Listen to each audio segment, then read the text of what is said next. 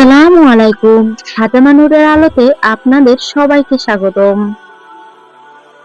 অনেকেই প্রশ্ন করেন, জাকাত কখন দিতে হবে, কিভাবে হিসাব করব, গহনার জাকাত কত দিতে হবে।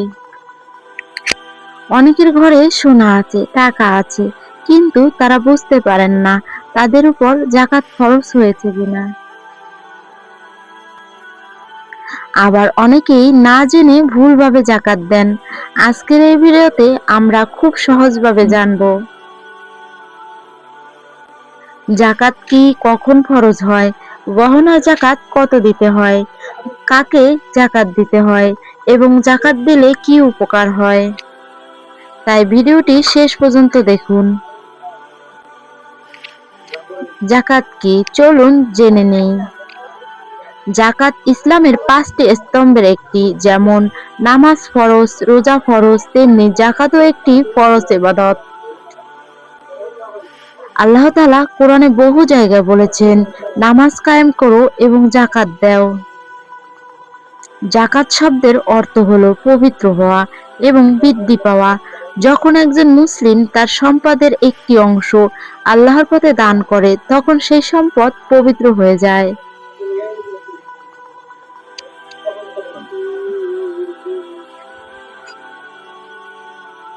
এবং আশ্চর্যের বিষয় হলো, জাকাত দিলে সম্পদ কমে না, বরং আল্লাহ সেই সম্পদে বরকত দেয়।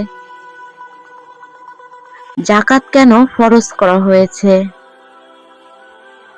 ইসলামে জাকাত ফরজ করার অনেক বড় হিকমত রয়েছে। প্রথমত, গরিব মানুষের অধিকার আদায় হয়। সমাজে অনেক মানুষ আছে যারা খুব কষ্টে জীবন কাটায়, জাকাতের মাধ্যমে তাদের সাহায্য করা হয়। দ্বিতীয়ত, মানুষের অন্তর থেকে লোভ কমে যায়, কারণ মানুষ বুঝতে পারে এই সম্পদ শুধু আমার নয়, এর মধ্যে গরিব মানুষেরও হক আছে। তৃতীয়ত, সমাজে ভালোবাসা তৈরি হয়। যখন ধনী মানুষ গরিবকে সাহায্য করে, তখন সমাজে শান্তি আসে। জাকাত কখন ফরজ হয়? জাকাত ফরজ হওয়ার জন্য কয়েকটি শর্ত রয়েছে। প্রথমত, ব্যক্তি মুসলিম হতে হবে। দ্বিতীয়ত, তার সম্পদ নিসাব পরিমাণ মতো হতে হবে। তৃতীয়ত, সেই সম্পদ 1 বছর তার কাছে থাকতে হবে। নিসাব কত? যদি কারো কাছে থাকে প্রায় 85 গ্রাম সোনা অথবা 595 গ্রাম রূপা, এই পরিমাণ সম্পদের সমান টাকা বা সম্পদ থাকলে তার উপর জাকাত ফরজ হয়ে যায়। গহনা জাকাত কিভাবে দিবেন? এটা অনেকেই জানে না। অনেক মহিলার কাছে সোনা থাকে, গলার হার, চুড়ি, কানের দুল, আংটি, সব মিলিয়ে যদি 85 গ্রাম বা তার বেশি হয়, তাহলে সেই গহনার উপর জাকাত দিতে হবে। এমনকি যদি সেই গহনা ব্যবহার করা হয়, তাহলে জাকাত দিতে হবে। কত দিতে হবে চলুন জেনে নিই। অনেকেই জানে না, জাকাত দিতে হয় 2.5%। মানে যদি আপনার সোনার মূল্য হয় 1 লক্ষ টাকা, তাহলে জাকাত হবে 2500 টাকা। যদি সোনার মূল্য হয় 2 লক্ষ টাকা, তাহলে জাকাত হবে 5000 টাকা। এভাবে হিসাব করতে হবে। জাকাত কোন কোন সম্পদের উপর দিতে হয়? সোনা, রূপা, নগদ টাকা, ব্যাংকের টাকা, ব্যবসার পণ্য, বিনিয়োগের টাকা, সব মিলিয়ে হিসাব করতে হয়। কিন্তু কিছু জিনিস জাকাত নেই। নিজের থাকার বাড়ি, ব্যবহারের কাপড়, ব্যবহারের গাড়ি, ব্যবহারের জিনিসপত্র। রমজানে জাকাত দেওয়ার উপকারিতা। রমজান মাসে নেকির সওয়াব অনেক বেশি, এই কারণে অনেকে এই মাসে জাকাত দেন। জাকাত দিলে কয়েকটি বড় উপকার হয়।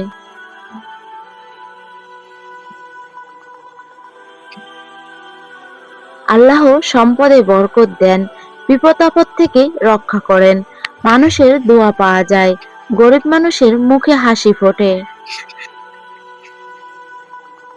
জাকাত কাকে দিতে হবে?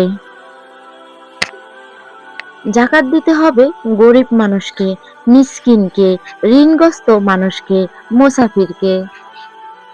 কিন্তু জাকাত দেয়া যাবে না নিজের বাবা মাকে, নিজের সন্তানকে, স্বামী বা স্ত্রীকে। মনে রাখবেন, জাকাত শুধু দান নয়, এটি গরিব মানুষের অধিকার। আমাদের সম্পদের মধ্যে গরিব মানুষের হক রয়েছে। আমরা যদি সঠিকভাবে জাকাত দিই তাহলে আল্লাহ আমাদের সম্পদে বরকত দিবেন। আল্লাহ আমাদের সবাইকে সঠিকভাবে জাকাত দেওয়ার তৌফিক দান করুন। আমিন।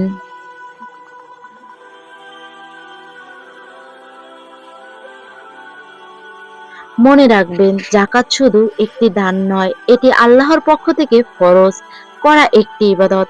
যদি কেউ সামর্থ্য থাকা সত্ত্বেও জাকাত না দেয়, তাহলে কিয়ামতের দিন তাকে কঠিন জবাবদিহি করতে হবে। তাই আমাদের সবার উচিত নিজের সম্পদের হিসাব করে সঠিকভাবে জাকাত আদায় করা। আর জাকাত না দিলে কি কি ভয়াবহ সমস্যা হতে পারে এবং কিয়ামতের দিন এর শাস্তি কি, সেই বিষয়টি নিয়ে আমি পরের ভিডিওতে বিস্তারিত আলোচনা করব, যদি আপনাদের কাছ থেকে ভালো কমেন্ট পাই। তাই কমেন্ট করে জানাবেন আপনারা কি এই বিষয়টি জানতে চান। ভিডিওটি যদি ভালো লাগে তাহলে অবশ্যই লাইক, কমেন্ট এবং শেয়ার করে রাখবেন।